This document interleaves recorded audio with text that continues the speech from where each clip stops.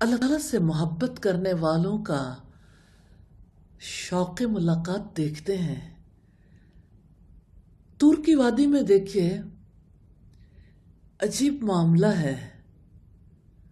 اللہ تعالیٰ نے بلایا تو قوم کے ساتھ تھا، لیکن سیدنا موسیٰ علیہ السلام جلدی آ گئے۔ اللہ تعالیٰ نے پوچھا ہے، وَمَا أَعْجَلَكَ عَنْ قَوْمِكَ يَا مُوسَىٰ، اے موسیٰ تجھے اپنی قوم سے غافل کر کے کون سی چیز جلدی لے آئی؟ انہوں نے کہا وہ لوگ بھی میرے پیچھے ہی ہیں۔ وَعَجِلْتُ إِلَيْكَ رَبِّ لِتَرْضَىٰ، ارے میرے رب تیری طرف جلدی اس لیے کی ہے کہ تو راضی ہو جائے۔ شوق ملاقات ہے، اسی شوق میں تیز رفتاری سے طور پر پہنچ گئے تاکہ اللہ تعالیٰ راضی ہو جائے۔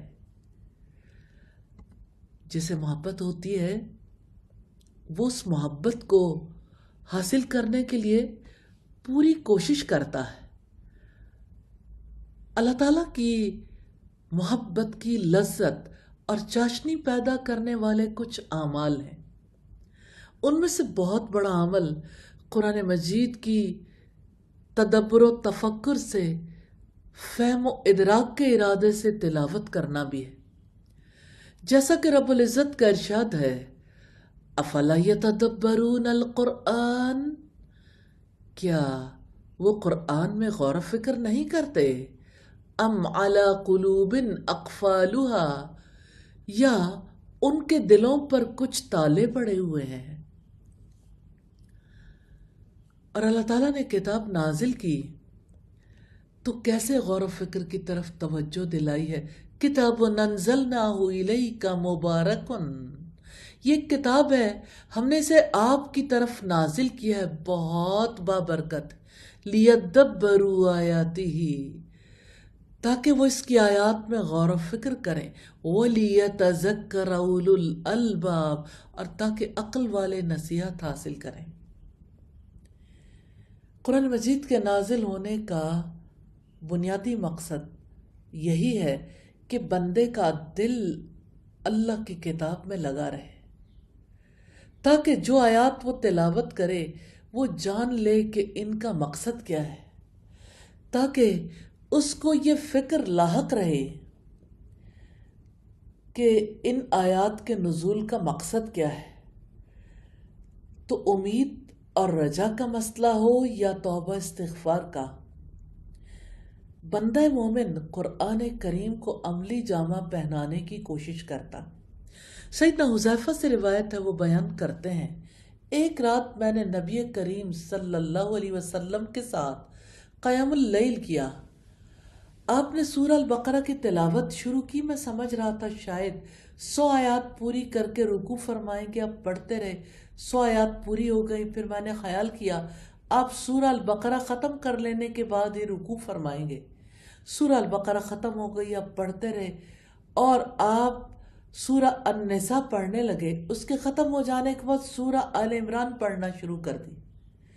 آپ خوش الحانی کے ساتھ آرام سے ٹھہر ٹھہر کر ترتیل کے انداز میں تلاوت فرما رہے تھے۔ جب کسی ایسی آیت سے گزر ہوتا جہاں اللہ کی تسبیح و تقدیس کا بیان ہو تو آپ اللہ تعالیٰ کی پاکی بیان کرتے۔ اگر کسی ایسی آیت سے گزرتے جس میں اللہ تعالیٰ سے مانگنے کی ترغیب دی گئی ہے تو وہاں اللہ تعالیٰ سے سوال کرتے، اور اگر کسی ایسی آیت سے آپ کا گزر ہوتا جہاں اللہ تعالیٰ کی پناہ طلب کرنے کی ضرورت ہو تو آپ صلی اللہ علیہ وسلم پناہ طلب کرتے تھے۔ یہ تھی نبی کریم صلی اللہ علیہ وسلم کی تدبر و تفکر کے ساتھ تلاوت۔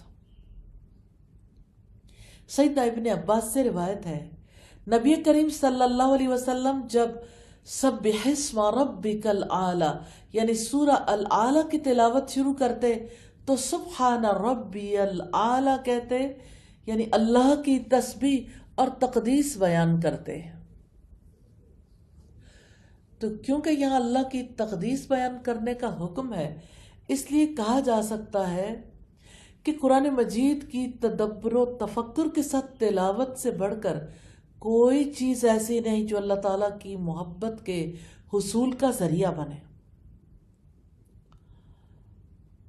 تو اللہ تعالیٰ کی کتاب کی تلاوت اللہ تعالیٰ کی محبت کو، اس کے شوق کو، اس سے رغبت کو، اس سے خوف کو، اس سے امید باندھنے کو، اس سے رجوع اور انابت، اس پر توکل اور اعتماد، اس سے راضی ہونے کو بڑھاتی ہے. تو اللہ تعالیٰ سے دعا ہے ہمیں اپنی محبت نصیب کر دے. اللہ تعالیٰ سے دعا ہے کہ ہمیں اپنی ایسی محبت نصیب کر دے جس کی وجہ سے ہمارے اور ہمارے گناہوں کے درمیان مشرق و مغرب کا بعد پیدا ہو جائے. تو قرآن مجید تدبر چاہتا ہے، تفکر چاہتا ہے. یہ دل کی اصلاح کی بنیاد ہے. اللہ تعالیٰ سے دعا ہے ہمیں تدبر و تفکر کی دولت نصیب کرے اور ہم سے راضی ہو جائے، اور اللہ تعالیٰ ہمیں اپنی محبت نصیب فرما دے. آمین ثم آمین.